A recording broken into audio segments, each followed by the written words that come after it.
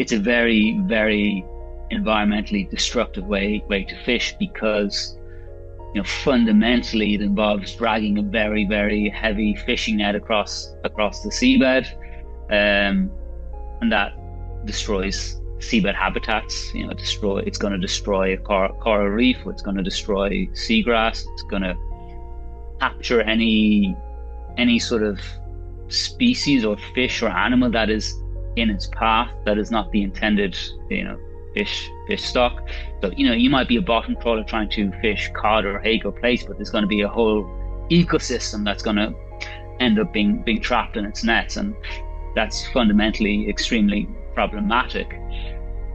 And our big problem, or our big concern, is the fact that not only is it happening like everywhere, but it's happening in particular in marine protected areas, which are, these are not nature conservation areas. So these are the sorts of places that you would imagine, being places that are not having these sorts of impacts. If you think about, a nature conservation area on land, you couldn't imagine sort of, putting an industrial farm there or having like an oil and gas field there. But this happens at sea, and it's just, from my point of view, it's fundamentally unlawful. That was ClientEarth's John Condon, along with Francesco Maletto, two marine lawyers who are working to eliminate illegal fish practices in Spain's marine protected areas and transition to more low-impact, sustainable practices. Just last month, ClientEarth brought suit against the Spanish government for authorizing bottom trawling within protected areas, which are home to sensitive and endangered species, unique ecosystems and habitats, and which are key to supporting fishing resources and mitigating climate change. Spain has the largest fishing capacity in the EU and the highest per capita consumption on the continent. Yet the suit claims that the Spanish government is failing to conduct adequate assessments on the damage caused by bottom trawling, which involves dragging heavy nets across the seafloor that damage habitats and kill wildlife indiscriminately. ClientEarth is asking for your involvement, so please follow the link in the show notes to see how you can join the ClientEarth community and support their work. In our chat today, we discussed the scale of the problem, who benefits from keeping trawling legal and subsidized, the role of the public in shaping change, and signs for holding on to optimism moving forward. Let me add a quick reminder here to subscribe to the Outdoor Journal podcast so you don't miss out on our weekly content. We're in video on Spotify and YouTube and audio everywhere else. All right, let's jump into the conversation with John and Francesco. Oh yeah, Francesco, I was going to joke with you. So you're a marine lawyer, but you're about 4 to 5 hours from the ocean. Do you still get a chance to enjoy the sea, or where do you like to travel? What's your favorite spot on the ocean? Yeah, I mean, Madrid is like in every geographical direction is like the farthest Mm-hmm. point from the sea in the Mm-hmm. world. So it's like really, you really miss that, right?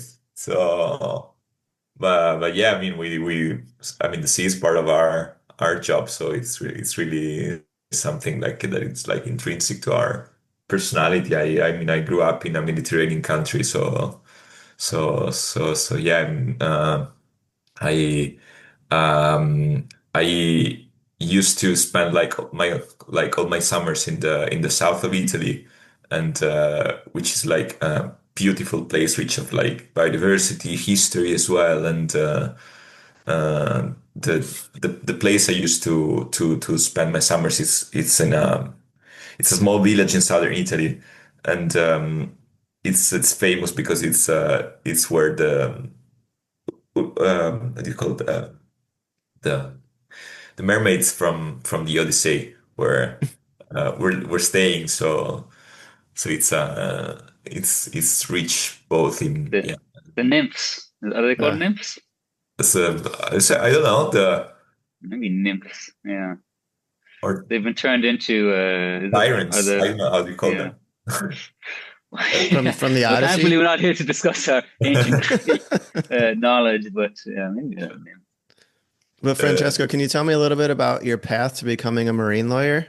Yeah, sure. I graduated from law school in Milan, and then I started to work as an environmental lawyer in this big corporate law firm in Milan, where we used to, yeah, basically assist these big industrial clients, and then of course that it was a very useful gym because I mean the things that you see in that kind of context are I mean, everything you can learn about environmental law, you see there with these big players. And but then at the same time, there was the more push towards something more meaningful. And then I learned about ClientEarth, and so I was the objective had become like uh, joining joining ClientEarth, and yeah, at the same time as like the sea has been always has always been a very big like part of my life. I started to a PhD in marine protection in the Netherlands, Yeah, I and watched your dissertation. thank you. I really thank you. It's And very serious. It seems like a lot like a courtroom experience. yeah, it was You got frightening, challenged. honestly. Incredible. Yeah, it was really, really tough. And yeah, absolutely was really impacting. And yeah, when I started that, and then this job at Client Air was advertised. It was called Marine Habitats Lawyer, and I was like, that's the job I want. And luckily it worked. And John, what about you? Can you tell me a little bit about your connection with the outdoors growing up, and then what was your path to joining Client Earth? Yeah, of course. So, Brussels is also not a particularly coastal city either. I mean, we're an hour away from the North Sea, which is quite nice, but it is a bit of a shame. I lived in Dublin I studied and worked in Dublin for 10 years, which is a beautiful, coastal city, and it's really especially in the summer when the sea is a little bit warmer, to go swimming in the Irish coast is incredibly special. But yeah, so I grew up. I mean, I'm Irish, and I grew up in Ireland, and that's obviously the sea is a big part of Irish culture and Irish identity. And every summer I would have been spending time on the holidays. It was always spending time on the beach, doing coastal activities, sailing, yeah, you name it. So it's always been a fairly big part of my life growing up. Um, and then from a professional point of view, I guess my story is somewhat similar to Francesco's. Studied law, and then I went to work in a fairly big, should we call it like a corporate law firm in Dublin, uh, which was, yeah, I mean, that was an interesting experience, intense experience, and did a lot of litigation work, mainly advising big corporate clients and companies. Um, but yeah, in terms of, I just didn't find it particularly vocational, maybe if that's the correct word for it. So I sort of wanted to try and do something much more in the public interest. And then I'd always been interested in the environment and nature conservation. So I took a step back and moved over to London for a year to study for a master's degree in environmental law and policy. And that sort of signified a big shift in my career towards working on environmental law issues.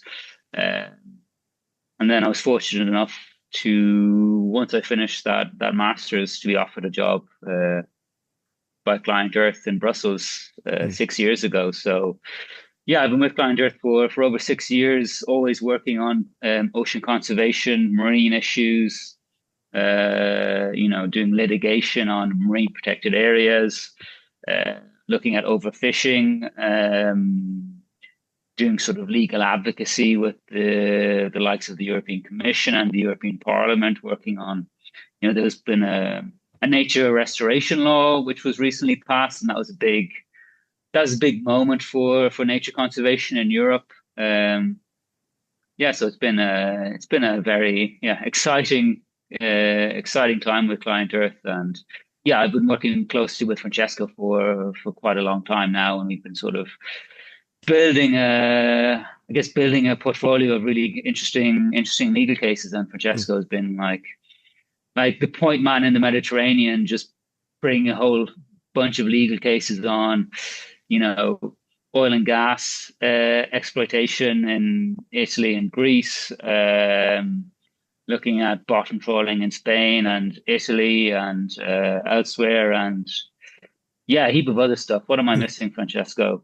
Uh, Yeah, I guess you mentioned like most of our work. We have these like big strategies in the Med. I mean, we have litigation all across Europe. In the Med, our focus has always been projects of oil and gas projects at sea, and of course all the impacts they have on marine biodiversity and obviously these destructive fishing practices that are really severe for for biodiversity, fragile ecosystems, etc.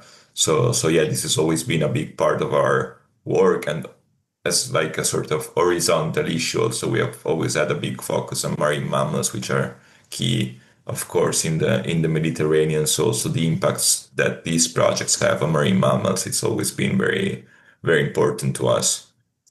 yeah, and this is, I mean, I guess this is, whales and dolphins that Mm. if you talk about oil and gas exploration and exploitation, they're very sensitive to drilling because the way these animals communicate in the water is through sound is a fundamental mode of communication, and drilling and any sort of underwater noise is extremely detrimental to their well-being. So we've been doing a lot of work to try to protect some of these species from these impacts, and also doing quite a lot of work on bycatch of marine species. So it's quite a really an appalling phenomenon where dolphins and porpoises and seabirds as well often get captured in fishing nets. They end up being discarded, and in Hmm. certain parts of Europe we see, especially in the Bay of Biscay, it's been an enormous problem where every year thousands, literally thousands of dolphins are being killed in fishing nets. And we've done quite a lot of legal work to try to address that situation. And it's not that we're saying that fishing shouldn't be happening, but we're saying that fishing needs to happen in a way that is sustainable, so that so we protect all of these iconic species, and also that we protect our ecosystem. And the fundamental point is that without this sort of without a healthy ocean, you can't even do any fishing, because you need this for fish stocks, and obviously you need fish stocks to fish. And across certain parts of Europe, especially in the Baltic now, we've seen that because there's been so much pollution and there's been so much overfishing, that the fish stocks there have essentially collapsed, and there's just the fishing industry itself is completely imploded, and it's really a terrible scenario which probably should have been avoided. But you leave things so late, it becomes much more difficult to Mm. to address these issues. And I mean, the Mediterranean has got a huge number of pressures as well from fishing, oil and gas, I guess certain types of unsustainable tourism as well. Coupled with the fact that the Mediterranean, well, it's a marine biodiversity hotspot. There's just so much biodiversity there, and it's incredibly rich in marine species and habitats like coral reefs, seagrass meadows. Incredibly important to protect it, and also Mhm. it's also incredibly vulnerable to climate change. The Mediterranean is sort of, I think, comparatively warming much more quickly than other seas. So it's really sort of at a crisis point, and that's why it's such an important strategic objective for our organization. Yeah, this conversation is timely today because ClientEarth has just brought a complaint against the Spanish government for allowing trawling practices in marine protected areas. And when I was growing up, one of my favorite movies was called The Never-Ending Story. And kind of the force of evil in that movie is called the Nothing. And it's sweeping through the realm of Fantasia in this indiscriminate way. And I think that's really a good manifestation of what these trawling nets are, is that they're indiscriminate destruction and uh, killing uh, they're killing the bycatch, as you were mentioning. And I'm wondering, in addition to the destruction to the sea habitat and the unintended targeted species, what other effects does trawling have on people? Um, yeah, so I mean, yeah, just to briefly, I mean, you sort of described a little bit the impacts of bottom trawling. It's a very, very environmentally destructive way to fish because fundamentally it involves dragging a very, very heavy fishing net across the seabed, um, and that destroys seabed habitats. It's going to destroy a coral reef. It's going to destroy seagrass. It's going to capture any sort of species or fish or animal that is in its path that is not the intended, fish stock. So, you might be a bottom trawler trying to fish cod or hake or plaice, but there's going to be a whole ecosystem that's going to end up being trapped in its nets. And that's fundamentally extremely problematic. And our big problem, or our big concern, is the fact that not only is it happening like everywhere, but it's happening in particular in marine protected areas, which are, these are not nature conservation areas. So these are the sorts of places that you would imagine, being places that are not having these sorts of impacts. If you think about, a nature conservation area on land, you couldn't imagine sort of, putting an industrial farm there or having like an oil and gas field there. But this happens at sea, and it's just, I mean, from my point of view, it's fundamentally unlawful. But just to quickly talk about, some of the human impacts. I mean, I think there are a number of very important impacts. Uh, if we talk about the ecosystem itself, that's being degraded. That makes it harder, especially in protected areas. These areas are very important as nursery areas for fish species, and as a place for fish stocks to be able to replenish.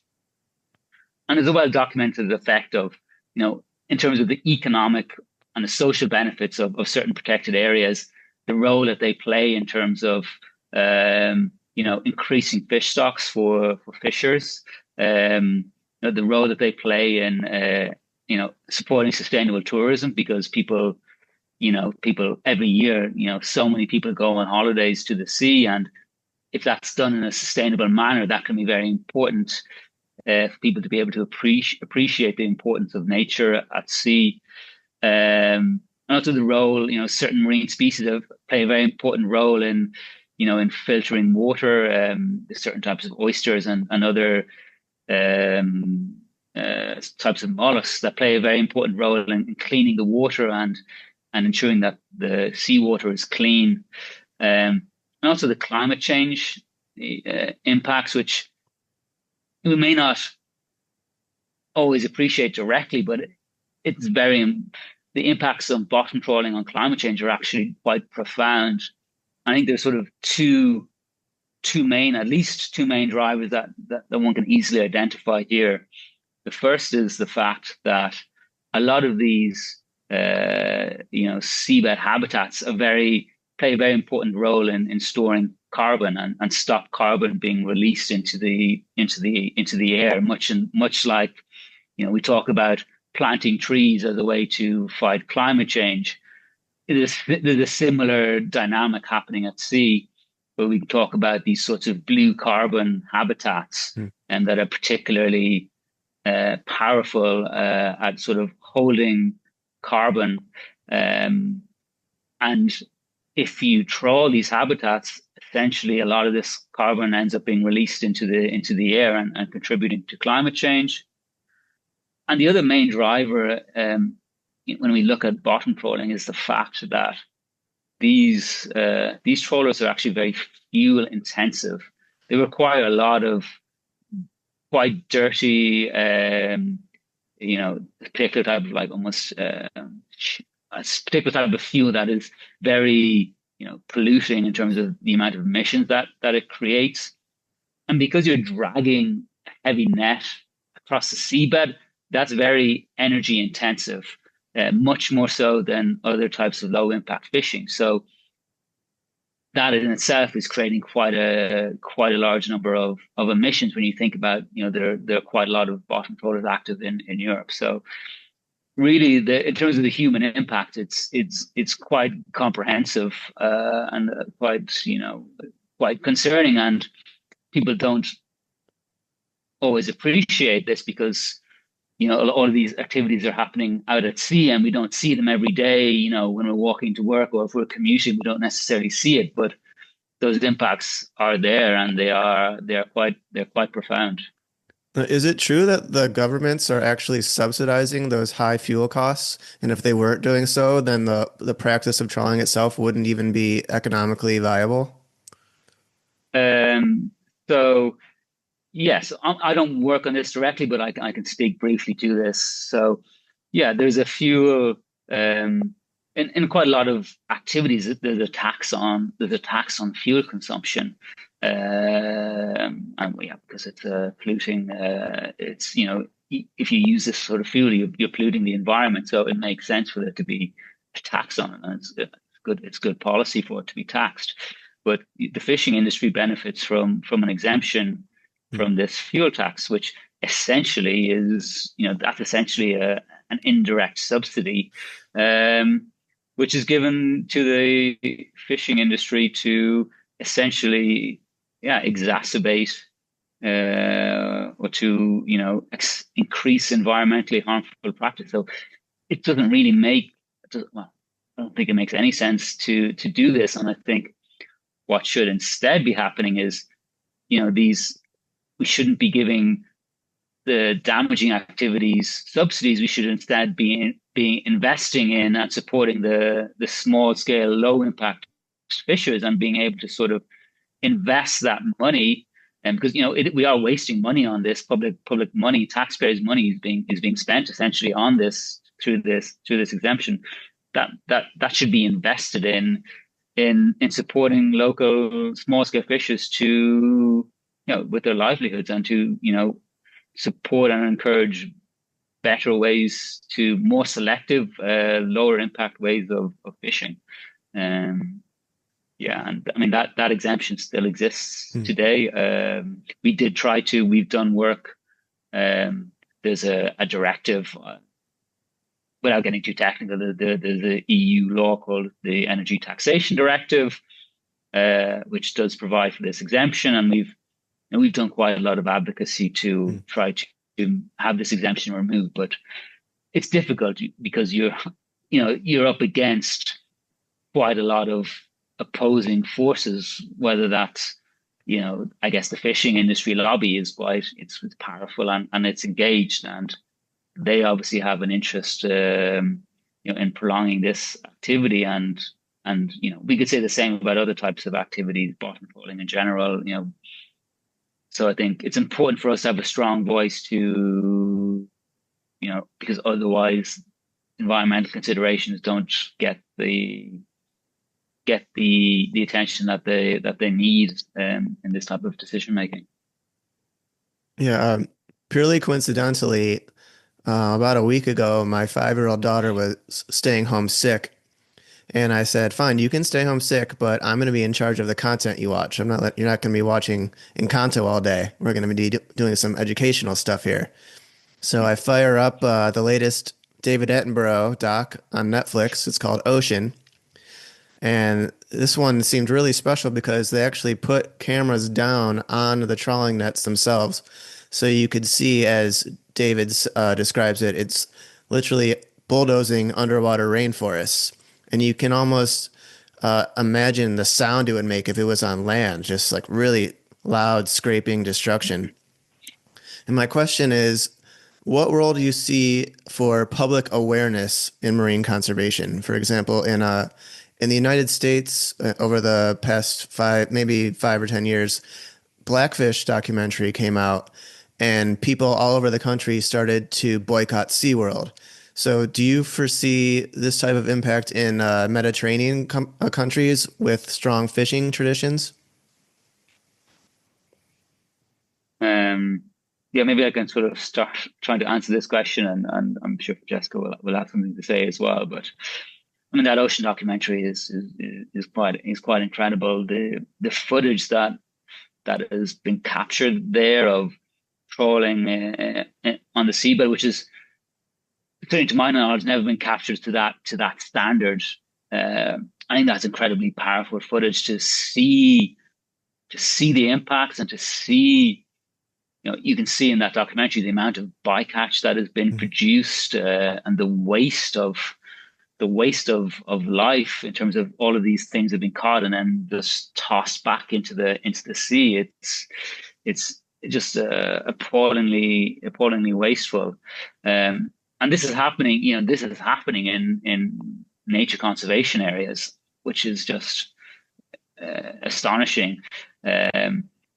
And so we've certainly been, and a number of different organizations, trying to sort of, raise the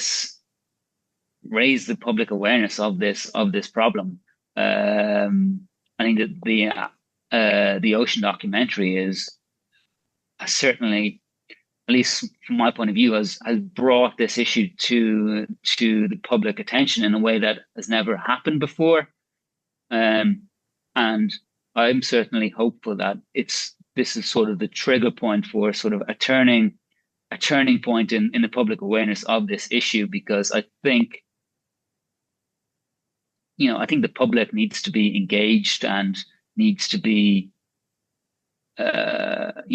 taking steps. As there's so many examples across the world. Blackfish is a good example that you just mentioned. But so I think what needs to happen, is what we'd like to see happen, is for the public to continue to be engaged and to sort of be it's educated can sound like a condescending word, but it's almost just being made aware that this is happening. You can have these types of activities happening in protected areas. And I've been working with organizations that have gone out, and just actually we will be publishing in a few days, like Vox Pops, where we're talking to European citizens and saying, there's these things called protected areas. What do you think about the fact that bottom trawling is happening here? And everyone's sort of saying, well, that's nonsensical, because it's called a protected area. So how could you be having bottom trawling there? And the fact of the matter is that it's still happening there. So I think what we like to see is citizens to become engaged and, writing to their local politician or sort of, signing up to petitions and just making. I think policymakers need to understand that the public is shocked by this, and I think it's unacceptable, and that I think we need to find a new way to do fishing. Maybe I'll give it to Francesco. I don't know if you've got any sort of reflections on the situation in the Med, and obviously Francesco's much on what's happening in Spain as well, because Francesco's been following that quite closely. Yeah, obviously, I mean the images from ocean from the documentary are astonishing, and what is really impactful for me is the fact that they're taking place in marine protected areas. No, as you know, one like the northern star of this ocean decade is the 30 by 30. So by 2030, having 30% of land and sea actually protected. But if you consider that this type of practices are happening within marine protected areas, then you realize that like most of marine protected areas, especially in the Med, they're basically paper parks. So yeah, they're protected on paper, but then these practices are happening. And what is really like striking for me is that we do have the laws to regulate, to govern these activities, and these laws are not applied and are not enforced. Basically, what we are doing in our litigation is enforcing existing laws. However, like the Spanish government, for example, they're completely ignoring this legislation. The Habitats Directive, which governs marine protected areas in Europe, is 33 years old, and still 33 years after, we're seeing this type of activities taking place in marine havens for habitats and species. So this is particularly striking for me. And the Spanish government basically authorizes bottom trawling everywhere in their fishing grounds without taking into account that you have these areas which should be preserved. And also in the Med especially, because the Med is so special on the biodiversity standpoint that it has its own regulations. We have regulation at EU level that prohibits bottom trawling in marine protected areas, which are designated for these fragile seabed habitats like Posidonia beds, coral reefs, etc. So that activity is prohibited in the Med.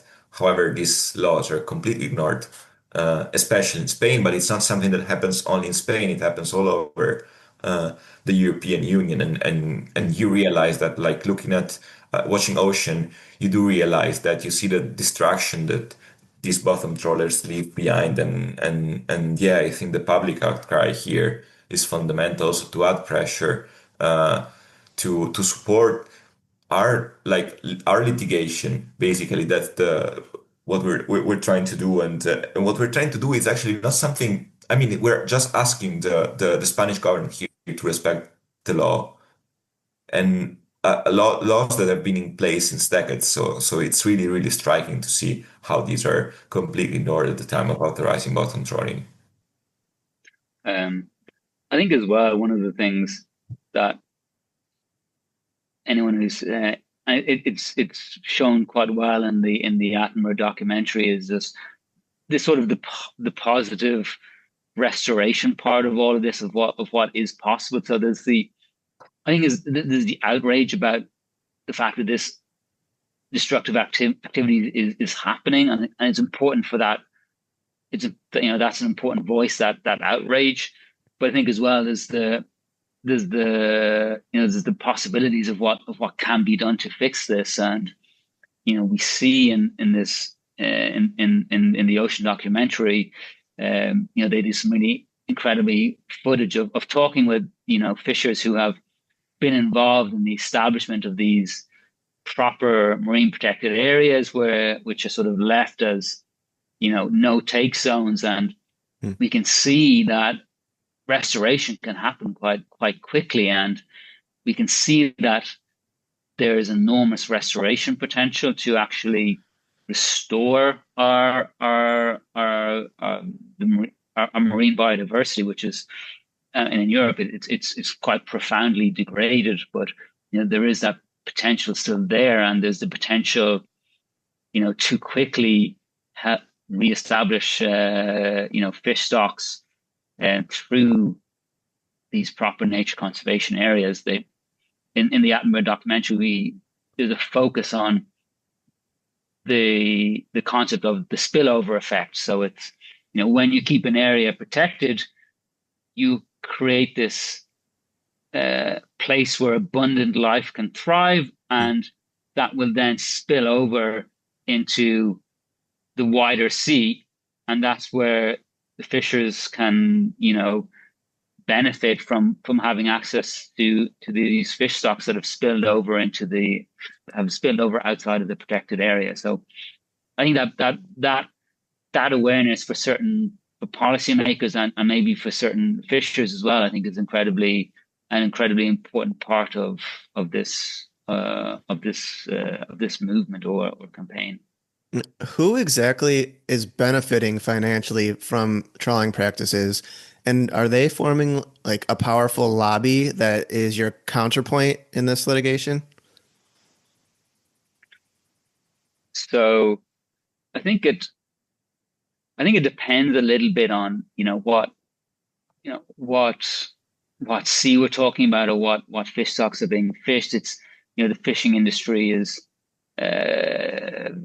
it's quite diverse as well. So it depends on where we are. it depends on which region we're talking about. If we take, for example, somewhere like the North Sea, there's a huge amount of bottom trawling that's happening for sand eel, which are like these small, like small eels, which aren't actually, the fishing isn't actually for human consumption. It's for, and these eels are like, you see, you may see videos of like puffins with the sand eels sort of dangling out of their mouth. Okay. They're really important for bird species. The bird species rely on them to a huge extent. But anyway, these fish or eels, in fact, are fished by way of bottom trawling, and they're actually used for, by and large, for fish meal, for aquaculture or to feed livestock. So you have this, crazy system whereby we're destroying the seabed, but not to catch fish for human consumption. It's then, to catch fish so that we can feed, salmon in our salmon farms, which that's another whole other set of environmental problems. And then I guess, who's benefiting from this? I think, in this situation, it's a lot of, these are a lot of sort of well-financed, fishing companies or, aquaculture companies, and you have fishing lobbies that, are making money at least in the short term from this, and they lobby. There is a bottom fishing alliance that has been set up recently to lobby for the continuation of bottom trawling. I think it's important to say that we're not, the fishing industry in Europe, at least, is very, very dependent on bottom trawling. And what we're saying is we acknowledge that you can't just go from one day to the next and say we're not doing any more bottom trawling, because that there would be economic consequences there. I think what we're saying is the bottom trawling shouldn't be happening in protected areas. And that's not the entire sea area. It should be happening in places where we have the most fragile and sensitive ecosystems. And because it's firstly, I mean, it's just it's against the law. And the other thing is that we need to sort of let's facilitate this transition to the low impact fishing. That support fishers, to transition, and that's going to be good for everyone.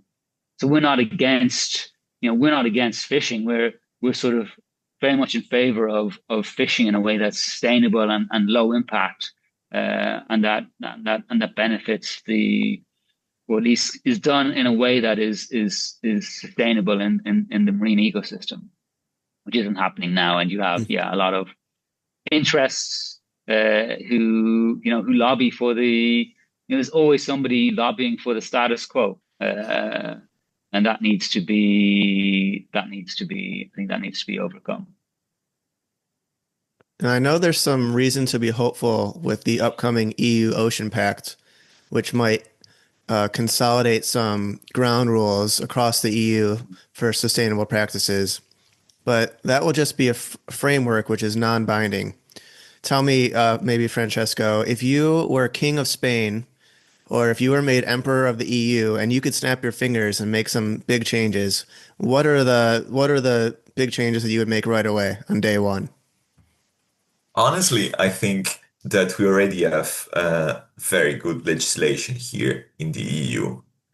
We have the Habitats Directive, which I was saying before is like a cornerstone of European legislation and policy. And these laws, if properly applied and enforced already, I think are a key tool to safeguard habitats, species, and by marine biodiversity in general. So the first thing that I would do if I were the King of Spain would be applying what you already have and enforcing that. Then of course, I mean there is always space for improvement, but especially in such a difficult like political and policy context as we have now. I mean, I would really start from what we have and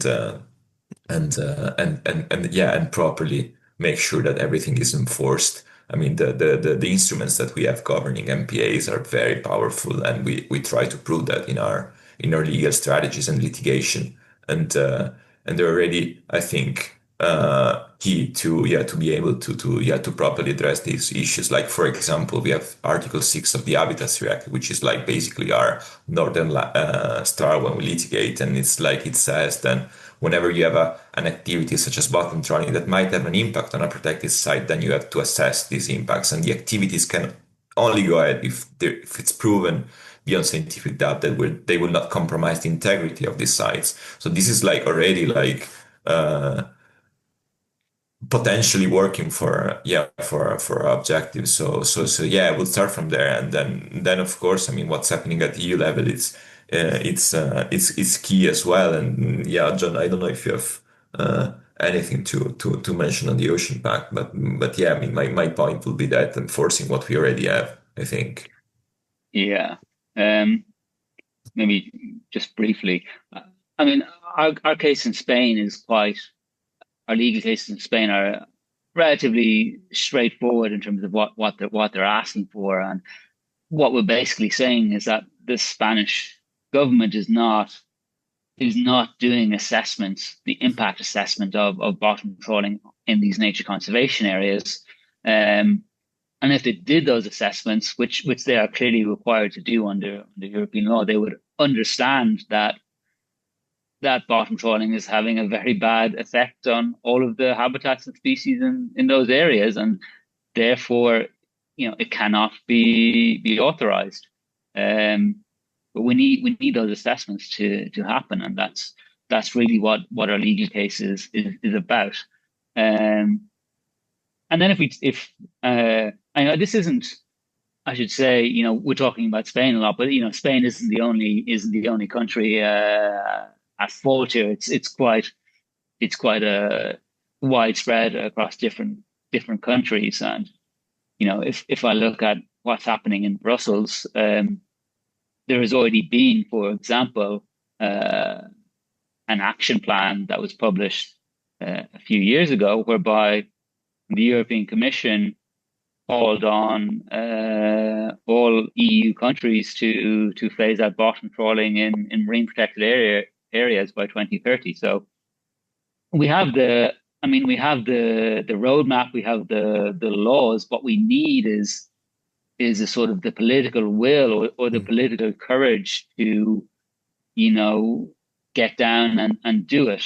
And that's one of the reasons why we're taking our legal cases, is to sort of use the courts, or recognize that the courts play an important role in terms of holding governments to account for all of these laws. And we're trying to push the dial in a way that will make policymakers much more responsible for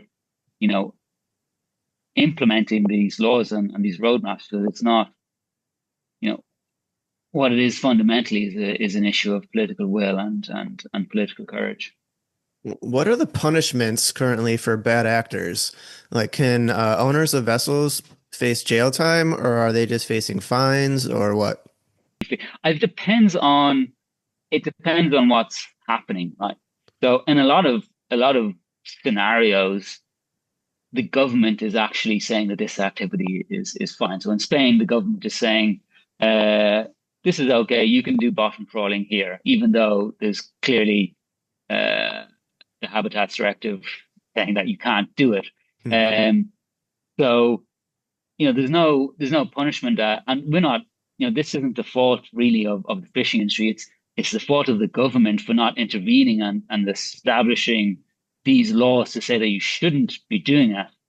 And if those sorts of regulations are breached, then you might look towards fining or sort of fining fishers who breach those rules. But the problem is that the governments aren't setting up these rules to actually properly manage these areas. So it's really the governments that are at fault for not doing what they need to be doing. And it's not, the fishers are just following the procedures that are in place at the moment. And it's not really their fault that the governments aren't willing to take action.